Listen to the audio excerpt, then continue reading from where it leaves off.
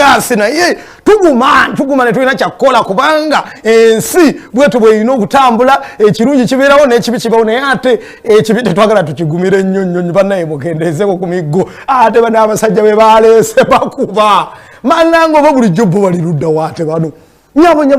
n'omubuuza takuddamu atambula butambuzi ng'agenda naye gukola akajagalalo bakuba bakubye omusajja aze kennyini embooko zaalumyemu nze ate nga bamukuba neŋŋaana yeyimpuli ate embooko ziruma mu nze kale nowetyo kadongo kamu tubeera mu kusanyuka mu kwogeramu kubeera nga ofunamu ekinyusi ekirungi ennyo tumiddeko ku bantu abali ekasensero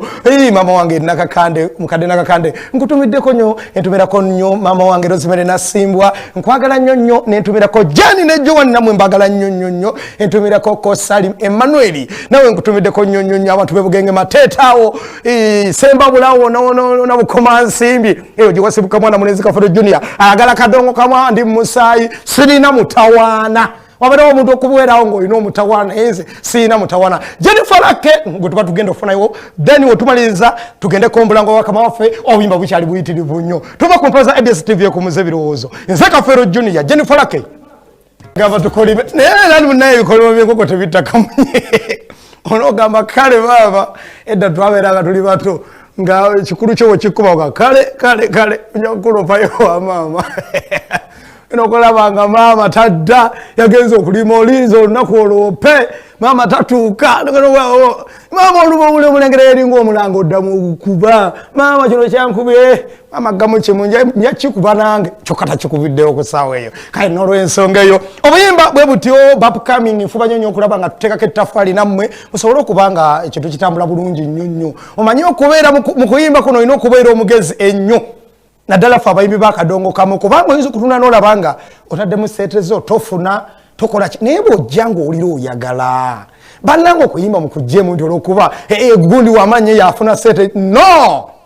olina okuteekamu obwagazi n'ogamba nti naye giteeno weebeera evuga bweti mpulira ddala emirembe miyitirivu ate wembeera nyimbye ku guno omulamwa gusobola okukolera eggwanga ne kiba nga kitu kitambula bulungi nnyo miramu miyitirivu nnyo era omuntu atalina miramwa nga oli wakadongo kamu osooka okunkubira ku ssimu yange nembeera nga nkasukirayo okukkumiramu yo namwa miyitirivu ndaba ebintu bitirivu nnyo byebatannaba kuyimbako kitegeeza okuyimba kukyagendera ddala mu maaso kale n'olw'ensonga eyo waliwo akayimba kakazibe kapo nga alina omwana mulenzi ke bagamba nti kansaale nkiggale ndowooza onagamba ogenda kubaliisa ki kweno ensi bweyimiridde onagamba nti nze kati gwogamba wano ndi ku byakitange ntunuulira bulungi nnyo ndi ku byakitange kanneezaalire nsobole okubeera n'abaana bangi era nga n'okuzaala si kubi naye ng'ate wobeera obazadde ogenda kubaliisa ki kwono korona ono atayagala nakuvaawo omuntu yennyini leero kati n'oguzaala twali kuwumuddemu naye osuulira abakyala b'embuto bayitirivu nnyo okufa obufi naye era nga mutufu w'obuntu kwono korona alemeddewo bw'ati omuntu twali sitopinzemu kuzaala mu katono obeera ekintu kino ng'okiyimirizamu kuba kati embeera yakasente etambula si bulungi nnyo tufune kayimba gazibe kapo kano sobole okuba nga tukomawo tova kumpoza ABS TV ekumuza birowoozo ze mwana Munezi Kafero Junior eyeewaayo okukola omulimu gwe mpulira nga njagala tebankaka nze wano tebankaka tebankugana na simu yangu ojokole seifo kamirirwa nze njagala ekintu kyenkola mpulira kindi musaayi tufune kayimba ako omuntu wabanga teyaloose omuntu omwana tabeera waawo akayimba ako nkaweereza ku mwami gwe bayita one man music nkwagala nnyo omusajja oyo omusajja w'emagenge webali kulaba programu kadonko muno omwami ddala usisengo lusengo omwana w'emawugula baagala mufu olina akayimba akalungi akasinga okunyumirako abantu baagala mufu ndabirawo ku dokita namulanda ndabire Miss Meloni simanyi Miss Meloni iyo mukyala woyo naye bambi naye ayagala nnyo kadongo kamu ndabireko muzeyi namulanda omugambe nti mutufu obuntu abeereyo mulooleze avuge enteze kuba omuziki gwayimirira mu munnange tewali kyakkola ekintu kibe nga kiri bwe kityo akayimba ako nyongedde okukaweerezawo ku mwami gwe bayita akuna shida waliyo makerere wendabirawo ku mwami Nsereko ne Godi bagambe nti ekintu bakitambuze bulungi nnyo ebyokulya batunde bulungi nnyo kuba kati bo babakkiriza okukola bo ndowooza bintu by'okukola bino biri mu kukola okusoka nga oba nga mwina gye muyita ne muwaayo ku ngozi mmwe Agati bwe ntunuulira akeedi zijjudde abantu bayitirivu nnyo kampeyini ogenda okulaba abantu nga bayitirivu nnyo baliyo awo nga butuufu bw'obuntu nga ne Ssenga Nalubowa wakitunulamu nga kiba nga gasi kituufu nnyo Ssenga Nalubowa we Wakaliga wali wemale kubeerayo emirimu gitambuza bulungi nnyo naawe tewali mutawaana waliwo ekiganda kyange kyangaye nti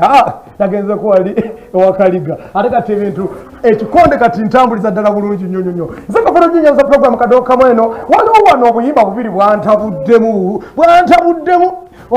omusajja asaba obuyambi n'omukazi naye yasabye ku buyambi obuyimba buno bwanyumidde nnyo nasooka tufune akayimba kano kajjaki kabiito ng'agamba guno musaayi gwo taata w'abaana guno musaayi guweerera ku baana tumaaso awo tugenda kuba tufuna akayimba kalala ak'omwana mulenzi nga naye agamba mama w'abaana weereza ku buyambi wanzaalamu abaana mukazi gwe wansanga siina mwana n'omu